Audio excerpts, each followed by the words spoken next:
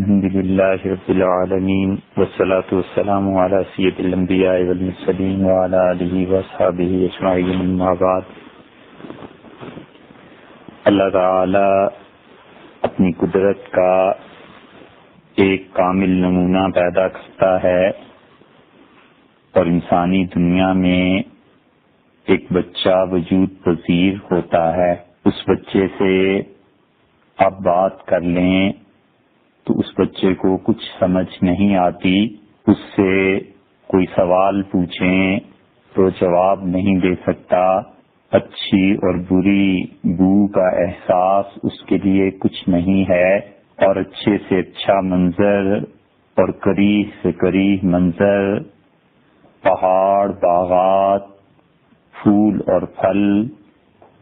اور انسانوں کا قتل، خون اور آگ، یہ سب چیزیں اسے آپ دکھائیں تو اس کے تأثر کو آپ بے معنی پائیں گے، اس لیے کہ اس بچے کی نگاہ یہ چیزیں دیکھتی ہے، لیکن عقل اور دماغ فیصلہ نہیں کر سکتا اور نہ اسے بتا سکتا ہے کہ تمہاری نگاہ جس پیغام کو دماغ تک پہنچا رہی ہے اس کا مطلب کیا ہے۔ ایسے ہی اس بچے کے ہاتھ پہ برف کا ایک ٹکڑا یا انگارہ رکھ دیں تو دونوں چیزیں اس کے لیے برابر ہیں، اس لیے کہ اس بچے کو جو علم حاصل کرنا تھا اور حواس خمسہ کے ذریعے اس کو جو معلومات حاصل ہونی تھیں، ابھی تک اس بچے کی عقل اس مقام تک نہیں پہنچی۔ پھر وہ بچہ کچھ بڑا ہوتا ہے اور آہستہ آہستہ وہ سیکھنا شروع کرتا ہے، وہ چیزوں کو چھوتا ہے اور گرمی اور سردی کا احساس اسے ہوتا ہے، اور ماں کی، باپ کی آواز وہ سنتا ہے اور اس آواز کے ذریعے اسے شناخت حاصل ہوتی ہے۔ پھر اور عمر بڑھتی ہے اور وہ آنکھوں سے دیکھتا ہے اور اس کا دماغ اسے بتاتا ہے کہ یہ چیز کھیلنے کے لیے ہے، یہ چیز کھانے کے لیے ہے، اور ابھی اس کی حالت یہ گزری تھی کہ وہ کھانے والی چیز کو ہاتھ مار کر گرا دیتا تھا اور کھیلنے والی چیز کو منہ میں ڈال لیتا تھا۔ تو یہ سب اللہ کی قدرت کا وہ جو کامل مظہر ایک پیدا ہوا بچہ، اس کی ابتدائی دور کی حالتیں یہ سب دیکھی بھالی ہیں۔ اور جن لوگوں کو بھی اللہ تعالی نے اولاد کی نعمت سے مالا مال فرمایا ہے، یہ مظاہر وہ دیکھتے ہیں اور لمحہ بلمحہ، ماہ بماہ، سال بسال بچے کی گروتھ اور پرورش ہوتی ہے، اور ماں باپ اچھی طرح مشاہدہ کرتے ہیں، اور پھر یہ سب حقائق ایسے ہیں کہ کوئی بھی آدمی اس سے انکار نہیں کر سکتا۔ تو معلوم ہوا کہ علم حاصل کرنے کا پہلا ذریعہ انسان کے حواس خمسہ بنے، اور حواس کے ذریعے جب بیداری ہوئی شعور کی تو بچے نے یہ جانا کہ یہ میری ماں ہے اور یہ نہیں ہے۔ اس کے پاس جا کے وہ رو دیتا ہے اور ماں کے پاس جا کر وہ سکون حاصل کرتا ہے، اور اسے پتہ چلتا ہے کہ یہ چیز کھیلنے کے لیے ہے اور یہ چیز کھانے کے لیے ہے، حتیٰ کہ جو چیز اسے دودھ فراہم کرتی ہے، خواہ وہ ماں ہو اور خواہ وہ فیڈر ہو، اس کا اس کے ساتھ تعلق دیکھیے۔ یہ تو بہت زیادہ نون ایگزامپل ہے اس بات کی کہ بچہ بڑا ہو جاتا ہے اور اس سے دودھ چھڑانا دشوار ہو جاتا ہے، یہ وابستگی اس کو غذا کے ساتھ ہے۔ پھر آخر کون سی چیز ہے جو کل تک اسے نہیں بتاتی تھی کہ کیا چیز تمہارے لیے نفع بخش ہے اور کیا چیز تمہارے لیے نقصان دہ ہے، اور آخر کون سی چیز ہے جو اسے یہ بتاتی ہے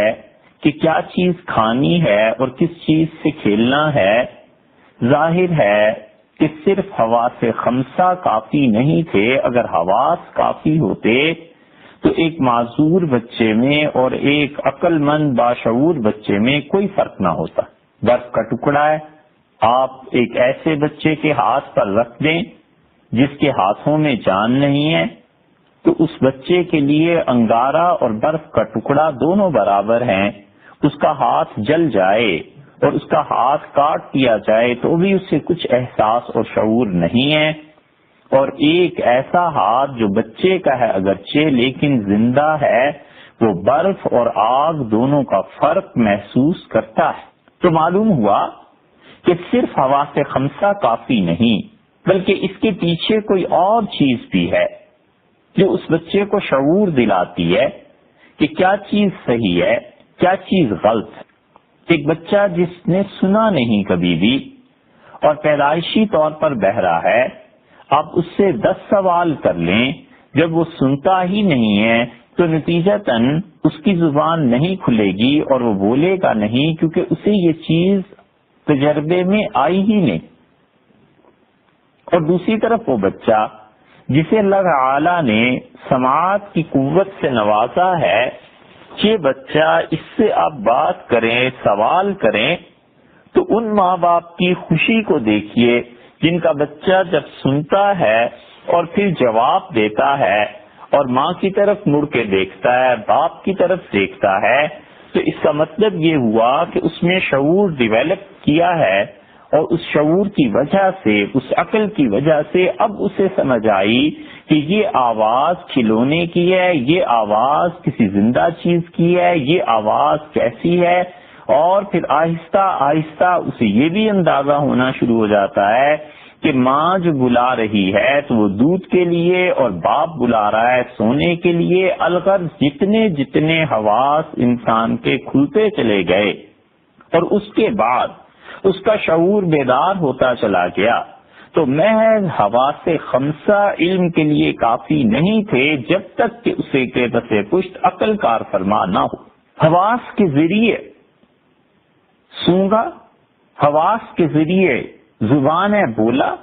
اور حواس کے ذریعے اس نے چھو کر محسوس کیا اور سنا اور دیکھا۔ لیکن یہ پانچوں حواس خمسہ ایک زندہ بچے میں چاہے پوری طرح کام کر رہے ہوں، اگر اس کے پاس عقل نہیں ہے تو وہ ان حواس خمسہ سے علم حاصل نہیں کر سکتا۔ تو ساری گفتگو کا خلاصہ یہ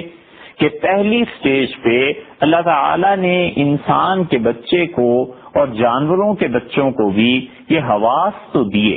لیکن اس کے بعد اس کا شعور کب ڈیویلپ کرتا ہے؟ جانوروں کے بچوں میں جلدی ڈیویلپ کر جاتا ہے، انسانوں میں تھوڑی دیر سے یہ ترقی ہوتی ہے، لیکن صرف حواس خمسہ کوئی چیز نہیں ہے جب تک کہ اس کے ساتھ عقل اور شعور نہ ملے۔ عقل ملتی ہے تو پھر یہ علم کامل ہوتا ہے۔ تو ہم نے حواس خمسہ کے ذریعے جو علم حاصل کیا، تو آگے چل کر معلوم ہوا کہ اس کے لیے عقل ضروری ہے۔ صرف اس کی ایک مثال مزید وضاحت کے لیے آپ دیکھیں کہ علماء نفسیات یہ کہتے ہیں کہ انسان کسی چیز کو جب پہلی مرتبہ دیکھتا ہے تو اس کی آنکھیں اس چیز کی تصویر لے کر اس کے شعور کی طرف یا لاشعور کی طرف پھینکتی ہیں، اور وہ پوچھتا ہے کہ یہ کیا ہے۔ ایک بچے نے شیر کو دیکھا تو وہ پوچھتا ہے کہ کیا ہے، یا ماں باپ اسے بتاتے ہیں کہ یہ جانور ہے اور اس کا نام ہے شیر۔ اب جتنا بھی بچے کی وہ طاقت جو دماغ میں تصویر کو محفوظ رکھ سکتی ہے، جتنی طاقتور وہ طاقت ہوگی اور جتنی وہ عمدہ اور نمایاں ہوگی، اتنا ہی بچہ کم پوچھے گا دوسری مرتبہ، ورنہ 2 مرتبہ 3 مرتبہ اپنی اپنی طاقت کے بقدر بتانا پڑتا ہے، اور بچہ اس تصویر کو محفوظ کر لیتا ہے۔ نیکسٹ ٹائم جب وہ شیر کو دیکھتا ہے تو اس کے سامنے ایک تصویر آتی ہے، وہ اس تصویر کو اپنے دماغ کی طرف پھینکتا ہے اور دماغ سے فوراً جواب آتا ہے کہ یہ تصویر جو تمہارے دماغ میں محفوظ ہے اور جو اب آنکھ تمہاری دیکھ رہی ہے، یہ دونوں برابر ہیں اور اس کو شیر کہتے ہیں، اور یہ آنن فانن سارا پروسیس ہو جاتا ہے، یعنی اس کو دیکھنے میں اور عقل کو فتویٰ لگانے میں کہ یہ شیر ہے، مائکرو سیکنڈز کا بھی فرق نہیں ہوتا۔ اور اس کی بہت واضح مثال ہمارے دور میں بجلی ہے کہ آپ کیا کہیں گے، کب آپ نے سوئچ کو آن کیا اور کب بلب جلا، دونوں میں کتنا فرق تھا۔ بس اس سے بھی بڑھیا اور اس سے اعلیٰ وہ نظام ہے جو قدرت نے انسانوں میں رکھا ہے، اور عقل فتویٰ دیتی ہے کہ یہ چیز ہے، اور پھر عقل کے ذریعے انسان اپنی زندگی کے مراحل طے کرتا ہے، پھر اسے شعور پیدا ہو جاتا ہے، اور پھر اس کی آنکھیں، کان، ناک، سب کی سب چیزیں جب فائیو سینسز اس کی کام کرتی ہیں اور اس کے ساتھ ساتھ عقل اس کی رہنمائی کرتی ہے، تو انسان ان چیزوں کو اختیار کرتا ہے جو چیزیں اسے نفع دیتی ہیں، اور ان چیزوں سے اپنے آپ کو بچاتا ہے جو چیزیں اسے نقصان دیتی۔ اس انسان کو تجربہ ہوا کہ جب بارش آئے تو اپنے آپ کو کسی چھت تلے محفوظ رکھنا ہے، کرنا ہے، وگرنہ بارش کی وجہ سے بھیگ جاؤ گے اور بیماری آ سکتی ہے۔ تو عقل نے رہنمائی کی اور انسان نے بارش سے بچنے کے لیے، موسم کے اثرات سے اپنے جسم کو محفوظ کرنے کے لیے، سردی اور گرمی، بہار اور خزاں، ان سب موسموں میں جو تغیرات ہوتے ہیں ان کے مقابلے کے لیے ایک چھت بنایا، اور اس سے پہلے اس نے چار دیواری کھڑی کی اور ایک کمرہ بنایا تاکہ اپنے آپ کو موسم کے اثرات سے محفوظ رکھ سکے۔ پھر اللہ نے اسے عقل دی تھی اور اللہ تعالی نے اس کی رہنمائی کی، اور اس نے لباس کا انتخاب کیا کہ لباس سردی کے لیے کون سا ہوگا اور گرمی کے لیے کون سا ہوگا، اور پھر آہستہ آہستہ اس عقل کی وجہ سے انسانوں نے جو کام بھی دنیا میں کیے، اس وقت بالعموم دنیا میں جتنی بڑی بڑی ترقیات نظر آ رہی ہیں آپ کو، اور انسان کا تحفظ، اس کا جینا، اس کا کھانا پینا، اس کا لباس، اس کی رہائش، یہ سب عقل کی کارستانی ہے، یہ سب عقل کی کار فرمائیاں ہیں۔ ایک آدمی جس کے پاس عقل نہیں ہے اور ایک آدمی جس کے پاس عقل ہے، دونوں میں بڑا فرق۔ اسی لیے قرآن کریم میں یہ آیا ہے اور اللہ نے یہ کہا ہے کہ اگر لوگ سنتے اور اپنی عقل سے کام لیتے تو وہ اپنی عاقبت کی زندگی کو برباد نہ کرتے۔ آخرت کا مسئلہ تو فی الحال رہنے دیجئے، آپ دیکھتے ہیں دنیا میں جتنی بھی ترقیات ہیں یہ سب کی سب یا بالعموم کہیے عقل کی بنیاد پر ہیں۔ تو پہلے حواس خمسہ تھے، لیکن وہ بیکار تھے جب تک کہ ان کے ساتھ عقل کا امتزاج نہیں ہوا، اور پھر جب عقل انسان نے سیکھ لی اور عقل کے ذریعے اس نے چاند تک کو اپنے پاؤں کے تلے دے دیا، اور عقل کے ذریعے گوناگوں قسم کی ایجادات کر لی، اور عقل کے ذریعے وہ چیزیں جو اسے نقصان دینے والی تھیں اس نے دور کر دی، اور جو چیزیں اسے نفع پہنچانے والی تھیں اس نے انہیں حاصل کر لیا، تو کیا انسان کی زندگی پوری ہو گئی؟ کیا انسان کا علم پورا ہو گیا؟ تو جیسے پہلے یہ سوال اٹھا تھا کہ کیا حواس خمسہ انسان کی رہنمائی کے لیے کافی ہیں، اور ہم نے اس کا جواب یہ دیا کہ کافی نہیں ہے۔ ان کی رہنمائی اور ان کو صحیح راہ دکھانے کے لیے عقل ضروری ہے۔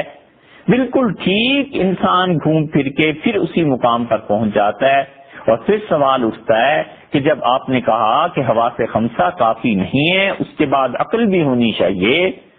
تو اب یہ سوال اٹھتا ہے کہ کیا تنہا عقل انسان کی رہنمائی کے لیے کافی؟ کیا محض عقل کی بنیاد پہ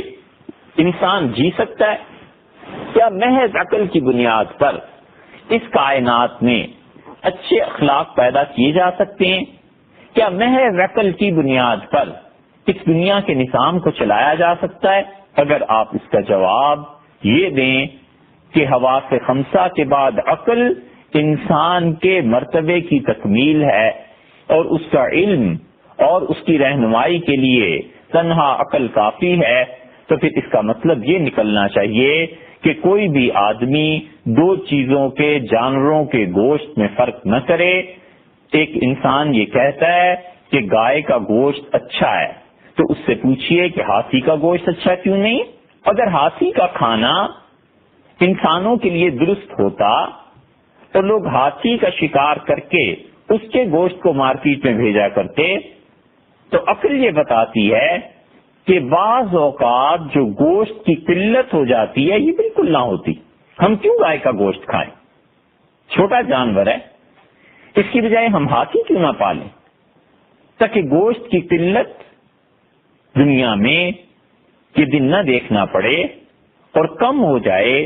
اور ہاتھی غذائی ضروریات کو زیادہ گوشت کے پیدا ہونے کی وجہ سے کور کر سکے۔ اور اگر محض عقل ہی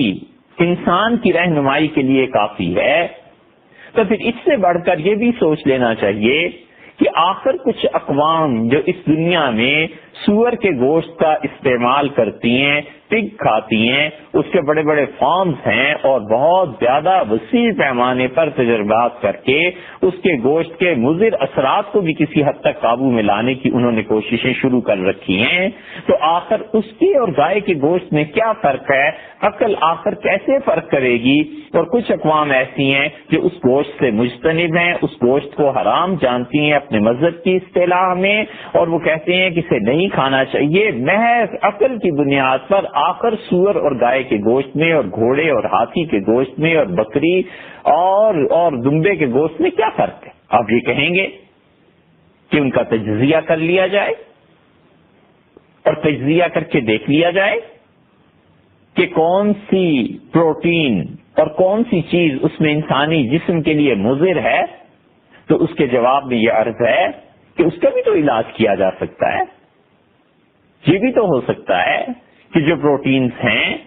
انسان کے لیے نقصان دہ ہیں انہیں دور کر دیا جائے، اور پھر اس لمبی بحث کو چھوڑیے، ان پروٹینز میں جانا کیا، دنیا میں بہت بڑا انسانی آبادیوں کا حصہ سور کا گوشت استعمال کر رہا ہے اور کرتا ہے، اور آج تک بظاہر ان کی صحت میں، ان کے جسم میں کوئی خرابی پیدا نہیں ہوئی، کوئی نقصان پیدا نہیں ہوا، بلکہ وہ اس کی وجہ سے بہت زیادہ قوت اور طاقت محسوس کرتے ہیں۔ تو محض عقل اگر انسانوں کی رہنمائی کے لیے کافی ہے تو ہم ہاتھی اور سور اور گائے اور بکرے اور دمبے اور مرغی اور اسی طرح چیل اور کوا، ان سارے جتنے بھی گوشت ہیں اس میں فرق کیسے کر سکتے ہیں؟ سب کو درست ہونا چاہیے۔ اور دوسری مثال اس کی دیں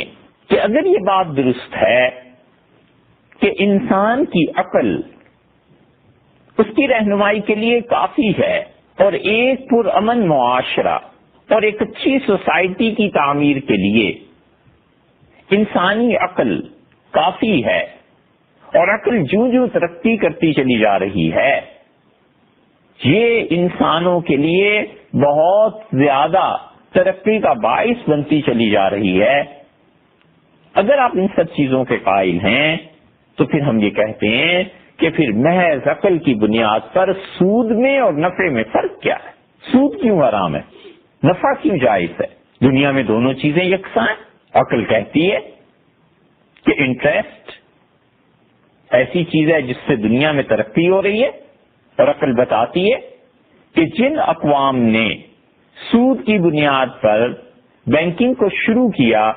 اب دیکھ لیجئے ترقی کے اس عروج پر ہیں کہ دنیا کے جس ملک پر چاہیں پیسے کے بلبوتے پر قبضہ کر لیں یا اس کی تہذیب بدل لیں، اس کا تمدن بدل لیں، حتیٰ کہ وہ اتنا اپنا پیسہ بچا لیتے ہیں کہ خلائی سفر کرنے کے قابل ہو جاتے ہیں، تو پھر عقل بتاتی ہے کہ سود کے نظام کو دنیا میں رائج ہونا چاہیے، اس لیے کہ نفع اور نقصان یہ اس میں اور سود میں کوئی فرق نہیں۔ یہ تو کوئی بات نہ ہوئی کہ ہم ایک جگہ روپیہ انویسٹ کرتے ہیں اور ہم ایک جگہ کوئی چیز بیچتے اور خریدتے ہیں، دونوں میں عقل کی بنیاد پر فرق کر لیں۔ پیسے کے عوض میں بھی پیسہ آتا ہے، عقل اسے کیسے ناجائز قرار دے سکتی ہے؟ ایک بکری دے دی دوسری بکری اس کے عوض میں خرید لی، اور یقیناً ان بکریوں میں فرق ہوگا، ایک بکری 1000 روپے کی دی اور دوسری بکری جو اس کے مقابلے میں لی جا رہی ہے ممکن ہے وہ 1200 کی ہو۔ تو جب آپ مختلف اجناس کو ایک دوسرے کے مقابلے میں لا کر بڑھیا اور گھٹیا کو فروخت کر سکتے ہیں تو پھر کیا وجہ ہے کہ ہم 1000 روپیہ دیں اور اس 1000 روپے کے نفع سے اپنے آپ کو 1 سال کے لیے محروم کر لیں؟ ہمارا حق بنتا ہے عقل کی بنیاد پہ کہ ہم انہیں کہیں کہ جناب 1000 1 لاکھ روپے آپ کو دیا ہے اور 1 سال آپ نے اسے استعمال کرنا ہے، اور یہ ضروری ہے کہ آپ جب اسے واپس لوٹائیں تو یہ 1,12,000 ہونا چاہیے، 1,20,000 ہونا چاہیے۔ لاکھ کے عوض میں لاکھ ہم کیسے لے لیں؟ 1 سال کے لیے ہم اس مال کے نفع سے اپنے آپ کو محروم کر رہے ہیں۔ عقل کہتی ہے کہ سود اور نفع دونوں برابر ہیں۔ یہ تو کوئی طریقہ نہیں کہ ہم مارکیٹ گئے اور ہم نے گاڑی خریدی اور 10 لاکھ دے کے لے آئے، اور اگر آپ اس دکاندار سے کہیں کہ 10 لاکھ روپیہ، وہ کہتا ہے کتنے برس میں دو گے؟ ہم کہتے ہیں 5 برس میں، وہ کہتا ہے اتنا عرصے تک میرا پیسہ، میرا مال یہ تم استعمال کرو گے تو میں ہر مہینے اس پر اتنا نفع لوں گا۔ آپ مذہب کی اصطلاح میں اسے چاہے سود کہیے کچھ کہیے، لیکن اس آدمی کو 10 لاکھ روپے سے آپ نے محروم کر دیا 5 سال کے لیے، 3 سال کے لیے۔ وہ پیسے کے عوض میں پیسہ چاہتا ہے، وہ کہتا ہے کہ پیسہ جائے اور پیسہ جب میرے پاس واپس آئے تو زیادہ ہونا چاہیے۔ عقل تنہا کیسے فیصلہ کر سکتی ہے کہ یہ چیز ناجائز ہے اور اس کو دنیا میں نہیں چلنا چاہیے؟ یہ کیسے ہو سکتا ہے؟ اس لیے عقل رہنمائی کے لیے کافی ہے تو سود اور نفع دونوں چیزیں برابر ہیں، لیکن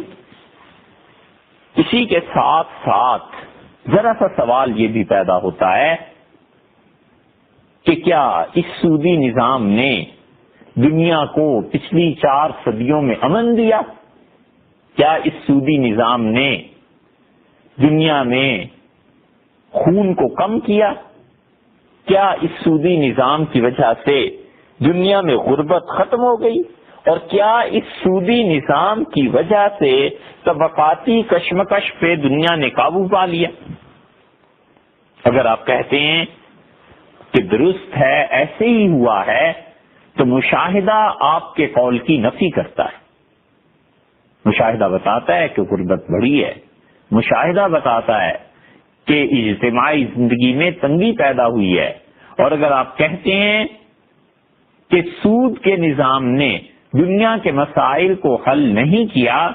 تو پھر آپ کا یہ دعویٰ بیکار ثابت ہوتا ہے کہ عقل محض تنہا اس دنیا میں انسانوں کی رہنمائی کے لیے کافی۔ تیسری مثال ہم آپ کے سامنے پیش کریں کہ محض عقل کی بنیاد پر رشتوں میں فرق کیسے کیا جا سکتا ہے؟ عورت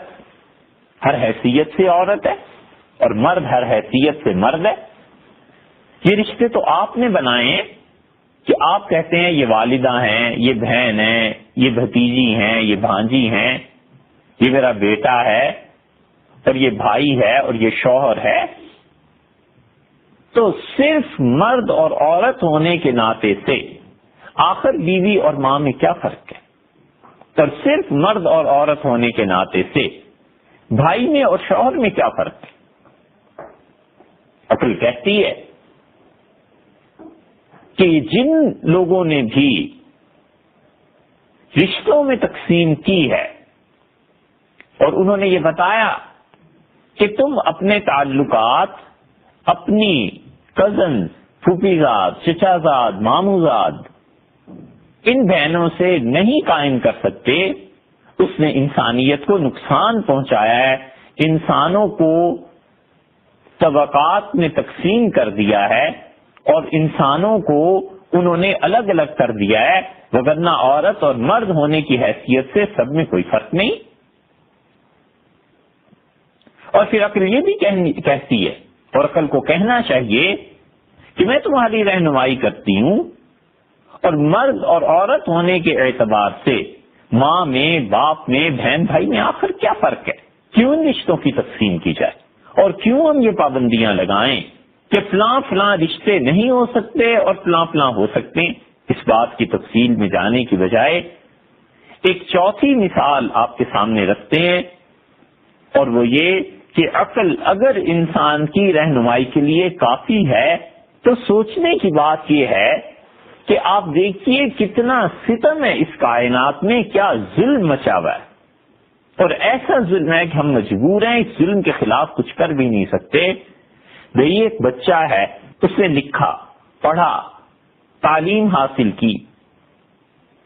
اور زندگی کا بہترین حصہ اس کے تجربے کی نظر ہوا۔ وہ سائنٹسٹ بنا، ڈاکٹر بنا، انجینئر بنا، انڈسٹریلسٹ بنا، اور زندگی کی جوانی اور خون اس نے سارا اپنا تجربے کی نظر کیا۔ نتیجہ یہ کہ جب وہ 60 اور 70 برس کا ہوتا ہے تو وہ ایک پختہ اور بہت منجھا ہوا آدمی بنتا ہے۔ 60-70 برس کے ڈاکٹر میں اور 30 سال کے ڈاکٹر میں بڑا فرق ہے۔ ایک انڈسٹریلسٹ ہے اور وہ 30 سال کا تھا جب اس نے انڈسٹری لگائی، اور 70 سال کی عمر میں 40 برس کا اس کا تجربہ ہے، تو 70 برس کا وہ جو فیصلہ کر سکتا ہے وہ 25-30 برس کا لڑکا کیا فیصلہ کر سکتا ہے؟ ایک انجینئر ہے اور اس نے کم سے کم اپنی زندگی میں 300-400 عمارتیں ڈیزائن کی، اور اس نے کنسٹرکشن کی، اس نے سینکڑوں کمروں پہ مشتمل عمارات بنائی۔ اب جب اس کی عمر 75 برس کی ہوئی تو آپ یہ کہیں کہ یہ بھی بچہ ہے، یہ بھی انجینئر ہے، اور یہ نیا نیا گریجویٹ ہوا ہے اور یونیورسٹی سے نکلا ہے، اور آپ دونوں کی عقل اور آپ دونوں کا تجربہ برابر ہے، تو مشاہدہ اسے جھوٹ پر مبنی قرار دے گا، اس مفروضے کو، اس بات کو، اس لیے کہ سب جانتے ہیں کہ اس کی زندگی کا پیک اب آیا ہے 70 سال کی عمر میں، اس کا تجربہ اب ہوا ہے، اس کو پختگی اب حاصل ہوئی ہے۔ اس سے زیادہ ستم اور ظلم اس کائنات میں کیا ہو سکتا ہے کہ عقل کہتی ہے اب اس کے جینے کے دن آئے ہیں اور اچانک وہ مر جاتا ہے۔ کیا ہوا اس کا تجربہ؟ جب انسانیت کو اس سے نفع پہنچنا تھا 40 برس میں، 30 برس میں، اس نے سب اتار چڑھاؤ دیکھ لیے، سرد گرم چکھ لیے، مارکیٹ میں ریٹس کیسے بڑھتے ہیں، کیسے کم ہوتے ہیں، سودے کیسے ہوتے ہیں۔ ایک انڈسٹریلسٹ کی آپ بات کریں، اور جب اس کائنات کو صحیح معنی میں اس انسان سے فائدہ اٹھانا تھا تو اس کائنات میں وہ محرومی کا شکار ہو گیا، مر گیا۔ اور ایسا جبر اور ظلم کا نظام ہے کہ ہم اس کی موت کو روک بھی نہیں سکے۔ اگر فرض کیجئے 30 سال وہ اور رہتا تو پہلے 30 برس تو اس نے پڑھنے لکھنے میں گزار دیے، اور 40 برس درمیان کا حصہ اس کا تجربہ تھا، 70 برس ہو گئے، اور 30 برس اگر وہ رہتا تو یہ پچھلے 40 برس کے تجربے اور 30 سال کے علم کی بنیاد پر وہ انسانوں میں بہت اچھے اچھے کام کرتا۔ لیکن اب کریں کیا؟ مر گیا، موت آ جاتی ہے، اور موت اس وقت ہم سے اس کو جدا کر دیتی ہے جب اس کے تجربے اور علم کی بنیاد پر انسانیت کو زیادہ نفع پہنچنا چاہیے تھا۔ یہ ظلم مچا ہوا ہے کائنات میں۔ عقل یہ کہتی ہے، اگر آپ کہتے ہیں کہ عقل انسان کی رہنمائی کے لیے بس کافی ہے، تو پھر اس انسان کا کیا ہے؟ اس کا کیا قصور ہے؟ کون ہے جو اسے موت کے منہ میں دھکیل دیتا ہے؟ اور پھر نہ صرف دھکیل دیتا ہے بلکہ جبر ایسا ہے کہ پوری دنیا مل جائے کہ اس انسان کو بچانا ہے، نہیں بچا سکتے، کچھ نہیں ہو سکتا، اور پوری دنیا کا میڈیکل مل جائے تو ایک خاص وقت تک ہی وہ زندہ رہتا ہے، اور اس کے بعد موت کا ہاتھ چھین کے اسے ہم سے جدا کر دیتا ہے۔ اگر آپ کہتے ہیں کہ عقل تنہا رہنمائی کے لیے کافی ہے، تو عقل یہاں کیا فیصلہ کرے گی؟ اور پانچویں اور آخری مثال، 20 مثالیں دی جا سکتی ہیں، اور وہ یہ بھی ہے کہ عقل سوچتی ہے کہ میں نے مختلف وجوہ کی بنیاد پر ایک تصور قائم کیا ہے۔ جب بجلی چمکی اور ڈر لگا تو میں نے کہا اس سے بچانے والا کوئی ہوگا، میں اس بجلی سے، اس گڑگڑاہٹ سے کیسے اپنے آپ کو بچاؤں؟ تو میں نے اس بجلی کی عبادت اور پرستش شروع کر دی۔ جو بھی طریقہ میری سمجھ میں آیا اس کے سامنے ہاتھ جوڑ دیے. دریائے سندھ کی لہریں جب بکھری اور دریائے سندھ کو پار کرنے کا تصور نہیں تھا تو عقل نے اپنے پاس سے یہ ایک مفروضہ قائم کر دیا کہ سندھ کے اس پار بہت بڑے بڑے گھوڑے ہوتے ہیں, بہت بڑے بڑے دیوتا رہتے ہیں. تو انسان نے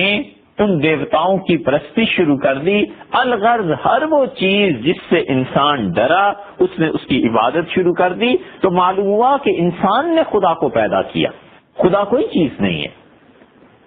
اگر آپ کہیں کہ محض عقل انسان کی کافی ہے تو پھر عقل یہ سوال پیدا کرتی ہے کہ خدا نے انسان کو پیدا کیا ہے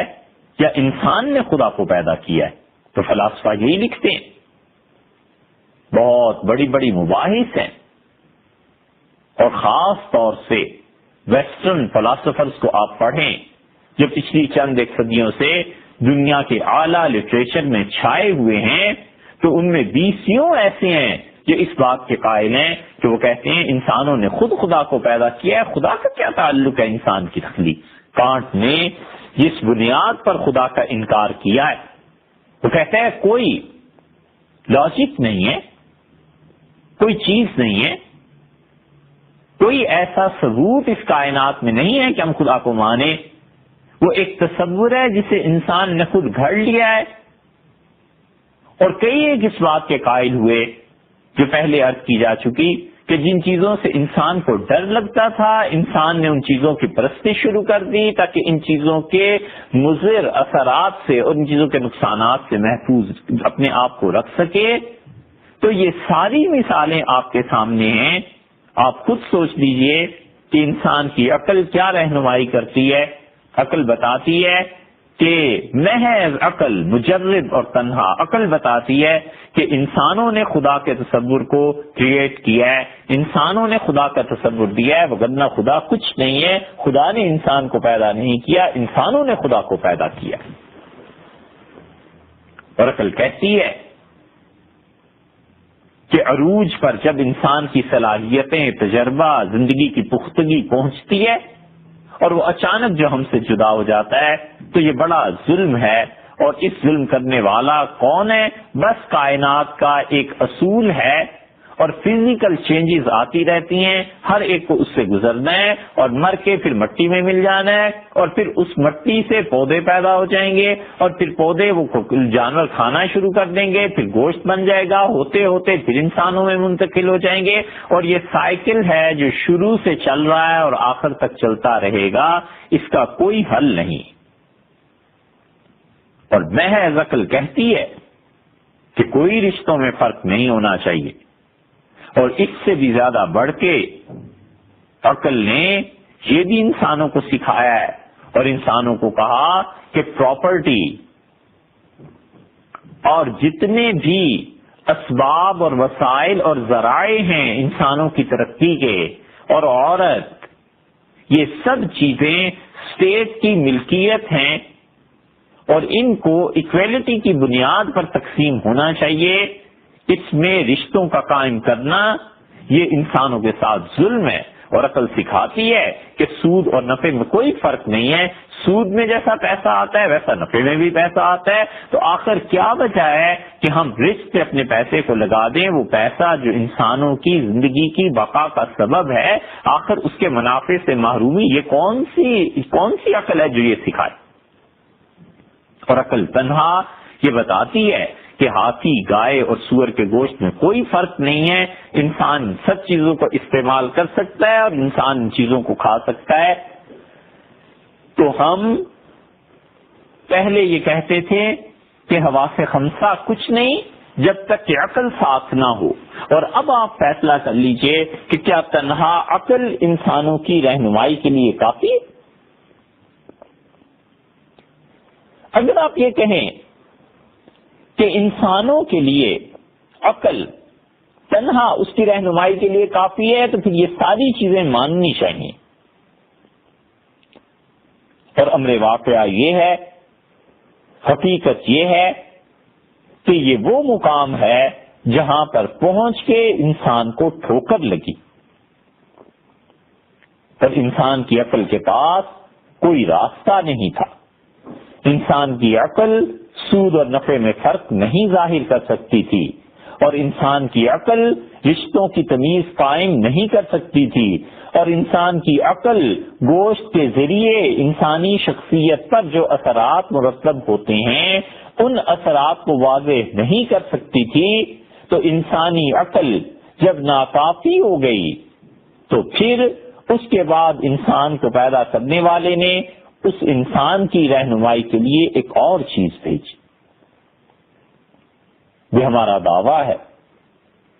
اور ہم اس بات کے داعی ہیں، اور ہم اس بات کو 100,000% نہ صرف صحیح سمجھتے ہیں بلکہ ہم کہتے ہیں کہ دنیا میں جتنے بھی مسائل پیدا ہوتے ہیں، جب مسائل پیدا ہوئے تھے حواس خمسہ کی بنیاد پہ تو اسے عقل نے حل کیا تھا. عقل نے سکھایا تھا کہ یہ دیکھو یہ چیز یہ ہے، یہ شیر ہے، یہ فلاں چیز ہے. اور جو عقل کی بنیاد پر مسائل حل ہونے تھے اور جو عقل کی بنیاد پر مسائل پیدا ہوئے تھے ان کا حل کرنے کے لیے اللہ نے عقل کی رہنمائی کرنے کے لیے، اور جہاں عقل انسانوں کی رہنمائی میں عاجز آتی ہے وہاں عقل کا ہاتھ پکڑ کے اسے آگے لے جانے کے لیے اللہ نے ایک اور چیز کو دنیا میں بھیجا. انسان کے پاس کوئی راستہ نہیں تھا اور انسانوں کو ٹھوکر لگی، اور یہ عقل ہی کی کارستانی تھی، یہ عقل ہی کا فیصلہ تھا کہ اس نے بجائے صحیح راہ اختیار کرنے کے انسانوں کی غلط رہنمائی کی، اور انہوں نے کہا کہ ایک تو خدا ہے تم اس کی پرستش کرو. اور انسانوں نے قدرت کے مظاہر کی پرستش شروع کر دی. بجلی چمکی تو انہوں نے کہا یہی خدا ہے، اور انسانوں نے پانی کو بکھرتے ہوئے دیکھا تو انہوں نے کہا یہی خدا ہے، اور انسانوں نے آگ کو دیکھا تو انہوں نے کہا یہ خدا ہے. اور حتیٰ کہ انسانوں نے انسانوں کی پرستش شروع کر دی. جس انسان کو انہوں نے اپنے سے زیادہ اچھا سمجھا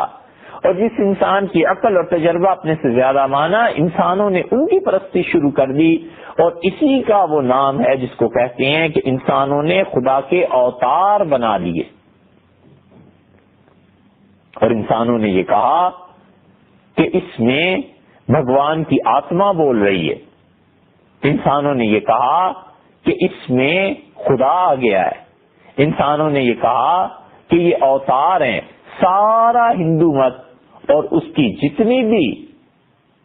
رسومات اور عقائد ہیں انہوں نے دنیا میں خدا کے اوتار مانے. اور انہوں نے کہا جس طرح قطرہ سمندر کا حصہ بھی ہے اور اس سے ایک گنا الگ بھی ہے، اسی طرح یہ جتنے بھی اوتار ہیں یہ اس خدا کی ذات کا حصہ بھی ہیں، اس سے الگ بھی ہیں اور اس میں شامل بھی ہیں. نتیجہ یہ نکلا کہ عقل ایک مرتبہ پھر ناکام ہو گئی. جیسے وہ انسان کی سماجی زندگی کے مسائل حل نہیں کر سکی تھی، اسی طرح انسان کے اندر جو طلب اور جذبہ تھا عبادت کا، جھکنے کا، پرستش کا، انسانی عقل اس کی رہنمائی بھی نہیں کر سکی. یہاں پہنچ کے جس چیز نے انسانوں کا ہاتھ پکڑا اور جس چیز نے انسانوں کو راہ دکھائی اور جس چیز نے عقل کی بھی رہنمائی کی، حواس خمسہ کی رہنمائی کی تھی عقل نے، اور پھر عقل جب عاجز آ گئی تو اس کی رہنمائی کے لیے اللہ نے جو نظام قائم کیا اور جہاں پر پہنچ کے انسانوں کی رہنمائی عقل سے بھی بڑی ہو گئی، وہ چیز ہے جس کو ہم کہتے ہیں نبوت. پھر نبوت کی ضرورت تھی. اللہ نے عقل کی رہنمائی کی اور اللہ تعالی نے انسانوں کو بھیجا، اور خدا نے کہا کہ دیکھو جب تمہاری عقل ان مسائل کی گتھیوں کو نہ سلجھا سکے اور جب تم کائنات میں اپنے نفع اور نقصان کو محض عقل کی بنیاد پر حل نہیں کر سکتے تو ہم تمہارے ساتھ ہیں تم ہمیں اتنے عزیز ہو کہ ہم تمہیں رہنمائی کے بغیر نہیں چھوڑ سکتے، اور اب ہم کچھ لوگوں کو بھیجتے ہیں اور دنیا میں وہ لوگ رہنمائی کریں گے۔ انہی کا نام تھا انبیاء علیہ الصلوۃ والسلام، اور انہی کا نام تھا رسول علیہ الصلوۃ والسلام، اور وہی نبوت تھی جس نے عقل کی بھی رہنمائی کی اور انسانوں کو بتایا کہ آخری چیز جو انسانیت کو ترقی کے مقام تک پہنچاتی ہے اور کائنات کے اس شاہکار کی انسان کی رہنمائی کرتی ہے، وہ نبوت ہے۔ نبوت کی ضرورت تھی، اوتار کی ضرورت نہیں تھی، اور نہ اوتار آئے، اور کائنات میں انسان بستے تھے، اس لیے ضروری تھا کہ انسانوں کے ماڈلز بھیجے جاتے، انسان کے ساتھ دکھ سکھ غمی خوشی جذبات تاثرات بیوی بچے کھانا پینا، یہ سب چیزیں اس کی لوازمات حیات میں سے ہیں۔ تو اوتاروں کا کیا کرنا تھا، جنہیں نہ کھانا ہے نہ پینا ہے، نہ دکھ ہے نہ خوشی ہے، نہ شادی نہ مرگ، نہ بیوی بچے اور نہ پہننا، کوئی کپڑا لتا انہیں نہیں چاہیے۔ اگر بالفرض اوتار تھے بھی تو وہ انسانوں کے لیے ماڈل نہیں تھے۔ فرض کر لیجئے، اول تو ہے ہی نہیں، لیکن فرض کر لیجئے اوتار تھے تو ماڈلز نہیں تھے، انسان کی رہنمائی کے لیے ماڈل چاہیے تھا، اور اللہ تعالی نے انسانوں کی رہنمائی کے لیے وہ بھیجے، اور انہوں نے آ کے بتایا کہ انسان مذہب کے بغیر نہیں جی سکتا۔ انہوں نے بتایا کہ انسان اللہ کی معرفت محض عقل کی بنیاد پر حاصل نہیں کر سکتا۔ انہوں نے بتایا کہ جس طرح تمہارے حواس خمسہ 5 سینسز کافی نہیں تھے ہر بات کے لیے جب تک کہ اس کے ساتھ شعور شامل نہ ہو، اسی طرح صرف تمہارا شعور اور عقل کافی نہیں ہے جب تک کہ اس کی نبوت رہنمائی نہ کرے۔ نبوت رہنمائی کرتی ہے اللہ کے حکم سے، اور اگر بالفرض محال نبوت کہیں ٹھوکر کھا جائے تو اللہ براہ راست اس پر وہی نازل کرتا ہے، اسے کہتا ہے کہ یہ فیصلہ یوں نہیں یوں کرنا ہے، اور یہ بات ایسے نہیں ایسے ہونی چاہیے۔ تو معلوم ہوا کہ انبیاء علیہ الصلوۃ والسلام کے بغیر اور ان کی رہنمائی کے بغیر اس کائنات میں محض عقل تنہا انسان کی رہنمائی کے لیے کافی نہیں ہے۔ یہی وہ بات تھی جسے مشرک اقوام نہیں سمجھ سکی، اور انہوں نے یہ بات کہی کہ ہمیں اوتار چاہیے۔ انہوں نے یہ بتایا کہ انہیں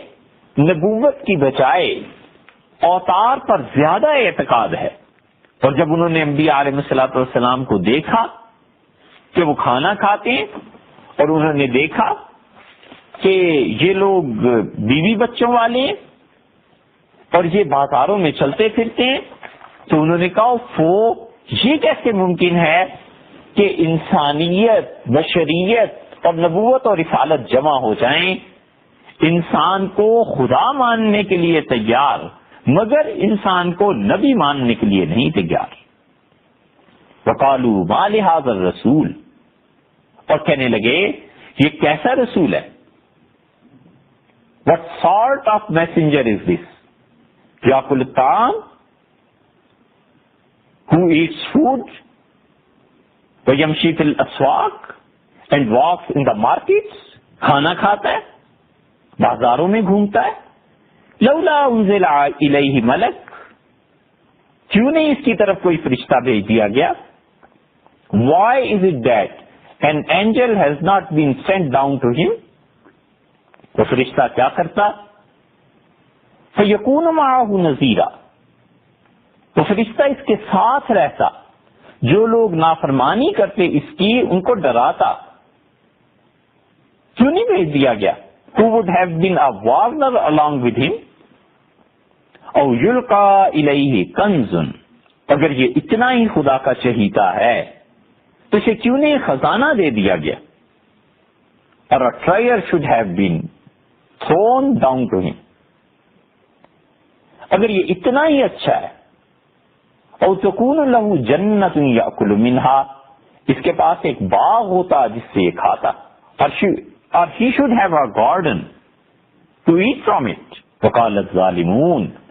اور یہ ایسے بے انصاف ہیں کہ انہوں نے کہا ان تتبعون الا رجلا مسحورا، تم کسی کی پیروی نہیں کرتے مگر ایک ایسے شخص کی جو جادو کا مارا ہوا ہے. انظر کیف ضربوا لک الامثال، اے ہمارے پیغمبر صلی اللہ علیہ وسلم آپ غور کیجئے ان کی بات پہ، کیسی بےہودہ مثالیں آپ کے لیے دیتے ہیں. فضلوا، تو یہ لوگ بہک گئے، گمراہ ہوئے. فلا یستطیعون سبیلا، اللہ تک پہنچنے کی راہ نہیں پا سکے، اس لیے کہ محض اپنی عقل پر تکیہ کیے ہوئے تھے، اور عقل فیل ہو گئی، عقل ناکام ہو گئی. عقل یہ تمیز نہیں کر سکی کہ ایک بشر خدا کی طرف سے رسالت کا پیغام لے کے آ سکتا ہے. عقل نے فٹ ہو کر کھائی، اس نے کہا تم اوتار مان لو مگر نبی کسی کو نہ مانو. اس لیے عقل محض انسانوں کی رہنمائی کے لیے کافی نہیں ہے. انبیاء علیہ الصلوۃ والسلام جو آئے تو انہوں نے انسانوں کو سکھایا،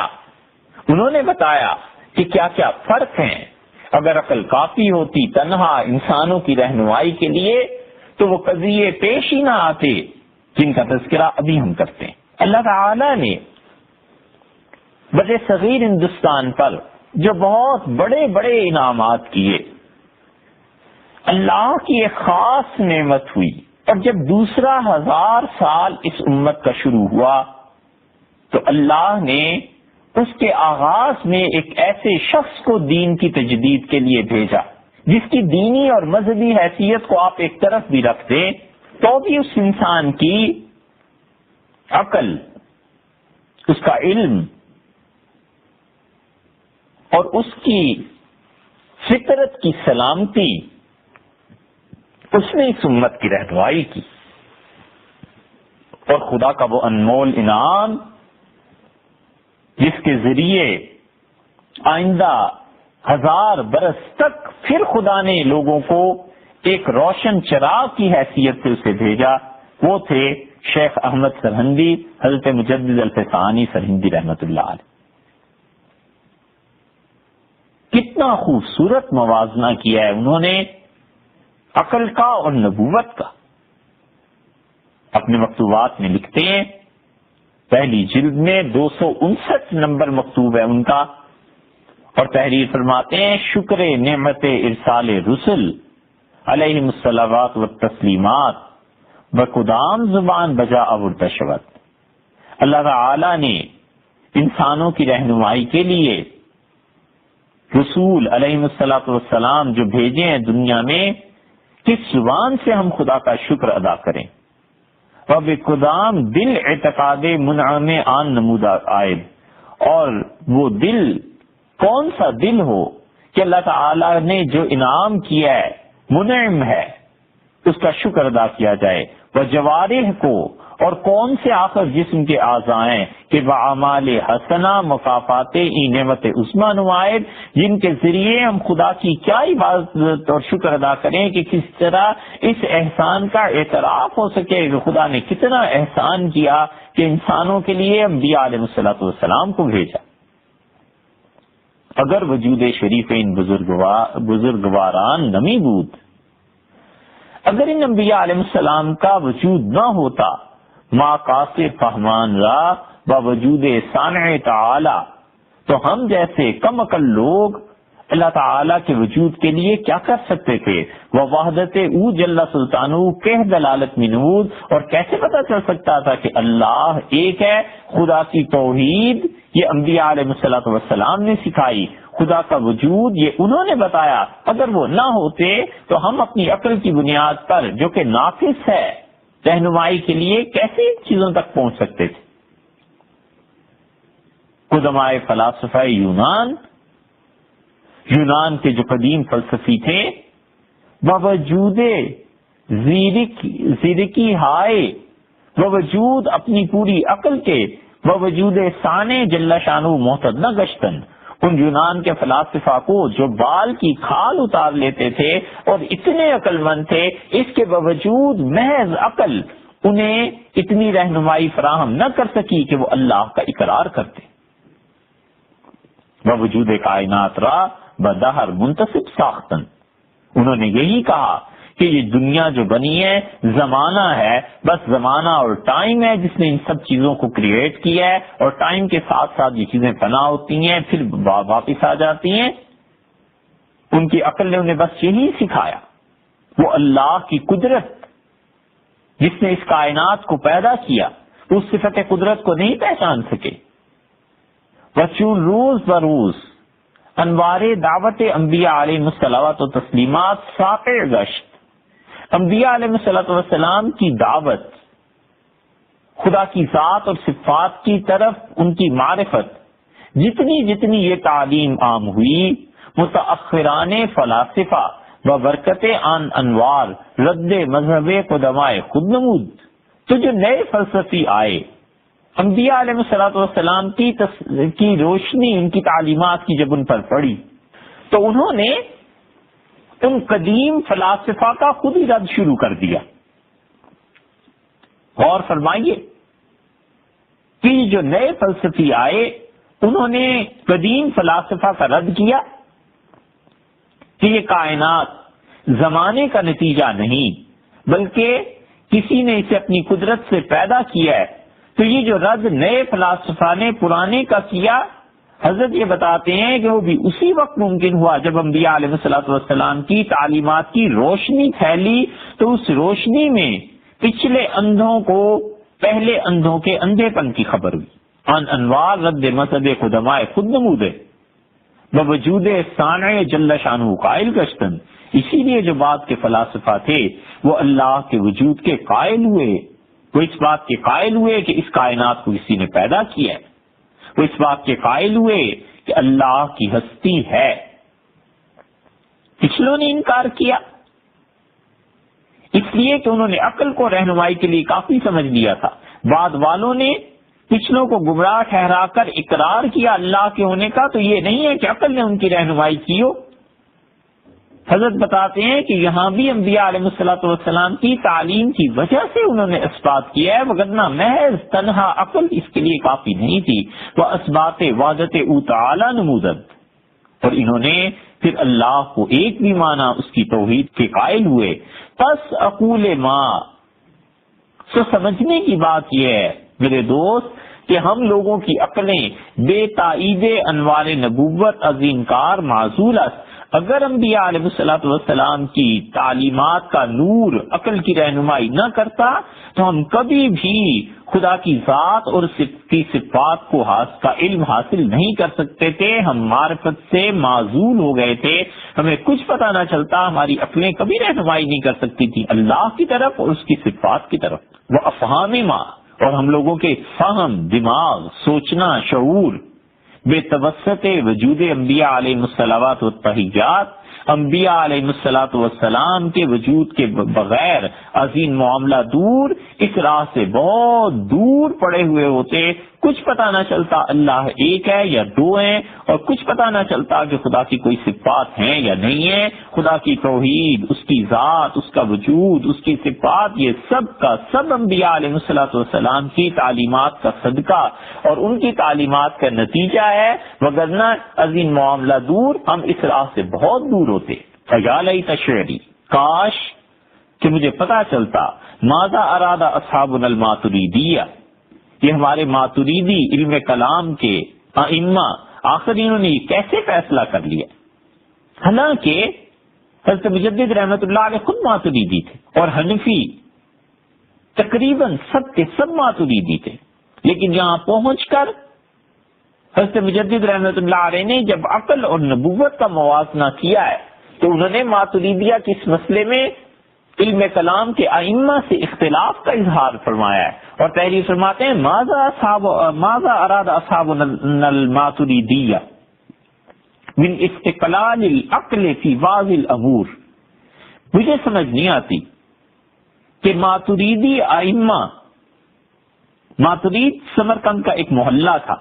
وہاں پر علم کلام کے بڑے بڑے امام پیدا ہوئے، اس لیے وہ سب ماتریدی اس محلے کی نسبت سے کہلاتے ہیں۔ تو ان ماتریدیوں نے عقل کو اتنا بڑا مقام کیسے دے دیا کہ وہ بہت بڑے بڑے امور میں اپنا فیصلہ صادر کر دے اور محض اس عقل کا اعتبار کر لیا جائے کہ اسبات وجود الصانع تعالی و وحدتہ سبحانہ۔ ماتریدی کہتے ہیں کہ اللہ تعالی کا ایک ہونا، اس کی وحدانیت اور خود اللہ کا ہونا، ان دونوں مسائل میں کہ اللہ ہے اور پھر اس کے بعد یہ کہ وہ ایک ہے، یہ محض عقل سے سمجھ میں آ سکتا ہے، چاہے نبوت ہو یا نہ ہو۔ نبوت کی تعلیم رہنمائی اس شخص تک پہنچی ہے یا نہیں پہنچی، محض عقل کی بنیاد پر نہ صرف اللہ کو پہچاننا ضروری ہے بلکہ اس کو ایک ماننا بھی ضروری ہے۔ حضرت مجدد الفسانی رحمۃ اللہ فرماتے ہیں اتنا بڑا فیصلہ تنہا عقل کر سکے، ماتریدیوں کا یہ فتویٰ ہے، مجھے سمجھ نہیں آتی انہوں نے اتنی بڑی بات کا فیصلہ کیسے کر لیا۔ اور اس کے نتیجے میں فَقَلَّفُوا الشَّاهِقِ لِلْجَبَلِ الْعَابِدِ لِلصَّنَمِ بِهِمَا، وہ کہتے ہیں کہ کوئی آدمی پہاڑ کی کھو میں پیدا ہوا کہیں اور کہیں دور دراز علاقے میں پیدا ہوا ہے اور اس نے کسی بت کی عبادت شروع کر دی، وَإِن لَّمْ تَبْلُغْهُ دَعْوَةُ الرُّسُلِ، اور رسول علیہ الصلوۃ والسلام کی دعوت اس تک نہیں پہنچی، انبیاء علیہ الصلوۃ والسلام کی کوئی تعلیم اس تک نہیں پہنچی، اور وہ کسی پہاڑ کی کھو میں پیدا ہوا، کسی ایسی جگہ میں پیدا ہوا جو بہت دور دراز کا علاقہ ہے، تو بھی اسے خدا کو ایک ماننا چاہیے، ماننا بھی چاہیے اور ایک ماننا چاہیے۔ حضرت فرماتے ہیں اس کو عقل سے آخر اتنی رہنمائی کیسے مل سکتی ہے؟ اور پھر تم کہتے ہو وَحَكَمُوا بِتَرْكِ النَّظَرِ فِيهِمَا بِكُفْرِهِ وَخُلُودِهِ فِي النَّارِ، پھر تم کہتے ہو کہ اگر وہ مر جائے گا تو کفر پہ مرے گا اور ہمیشہ ہمیشہ کے لیے جہنمی ہو گیا۔ وَنَحْنُ لَا نَفْهَمُ الْحُكْمَ بِالْكُفْرِ وَالْخُلُودِ فِي النَّارِ، ہم اس بات کو نہیں مانتے، ہم کہتے ہیں کہ ایسے شخص کو کافر کہنا اور یہ کہنا کہ ہمیشہ ہمیشہ جہنم میں رہے گا، یہ اسی وقت ہو سکتا ہے إِلَّا بَعْدَ الْبَلَاغِ الْبَيِّنِ، جب اس تک پوری کی پورے دلائل پہنچیں، والحجت البالغہ المنوطۃ بارسال الرسل، اور جب تک انبیاء علیہ الصلوۃ والسلام کی تعلیم اس تک نہیں پہنچتی ہم یہ نہیں کہہ سکتے کہ اسے ضرور خدا کو بھی ماننا ہے اور خدا کی توحید کا قائل بھی ہونا ہے۔ تم تو اسے عقل کی بنیاد پر کہتے ہو، مگر میں کہتا ہوں رسالت کی تعلیم کے بغیر یہ ممکن ہی نہیں ہے۔ نعم العقل حجت من حجت اللہ تعالی، میں یہ مانتا ہوں ماتریدیو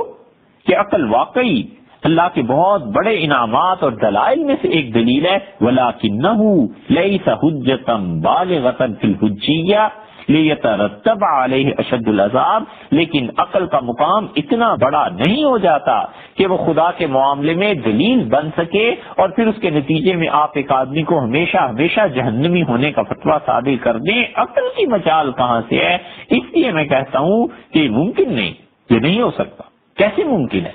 کہ عقل اتنے بڑے فیصلے کر دے؟ یہ ہے وہ چیز جہاں پہنچ کر نبوت کی ضرورت پیش آئی اور انبیاء علیہ الصلوۃ والسلام ان کو بتایا گیا، اللہ نے اپنی ذات پاک اس کا انکشاف کیا اور اپنی صفات عالیہ خدا نے انہیں سکھائیں اور خدا نے انہیں بتایا کہ یہ چیزیں انسانوں سے مطلوب ہیں، اور وہ چیزیں ہیں جو محض انسان کی عقل فیصلہ نہیں کر سکتی تھی۔ اور پھر اللہ نے جو پیغام اپنے پہلے نبی علیہ الصلوۃ والسلام کو دیا تھا، خدا نے وہی پیغام آخری نبی علیہ الصلوۃ والسلام کو دیا۔ اس لیے اللہ نے انسانوں کی رہنمائی عقیدے کے اعتبار سے جیسے پہلے دن کی تھی، آج بھی انسانوں کے عقیدے کی رہنمائی اسی طرح۔ خدا کا پیغام کبھی نہیں بدلا۔ اسلام کوئی نیا دین نہیں تھا جسے حضور اقدس صلی اللہ علیہ وسلم لے کے آئے۔ اسلام کوئی نیا مذہب نہیں تھا جس کی تبلیغ رسول اللہ صلی اللہ علیہ وسلم نے کی ہو۔ اسلام وہی ہے جو اللہ نے پہلے دن اپنے نبی علیہ الصلوۃ والسلام کو اس دنیا میں بھیج کر دیا تھا، اور خدا کی توحید، اس کی ذات اور اس کی صفات وہی ہیں جو سیدنا نوح علیہ الصلوۃ والسلام نے بیان کی تھی، اب بھی وہی ہیں۔ اسلام بالکل نیا دین نہیں۔ آپ قرآن کریم کھولیے اور 25ویں پارے میں 42ویں سورت سورہ شورى کو دیکھیے، اللہ نے کہا شرع لکم من الدین ما وصى به نوحا، اور ہم نے آپ کو راہ دکھائی ہے اس دین میں وہ ما وصى به نوحا جو حضرت نوح علیہ السلام کو دکھائی تھی۔ خدا نے وہی چیز آپ کو دی ہے جو حضرت نوح علیہ السلام کو دی گئی تھی۔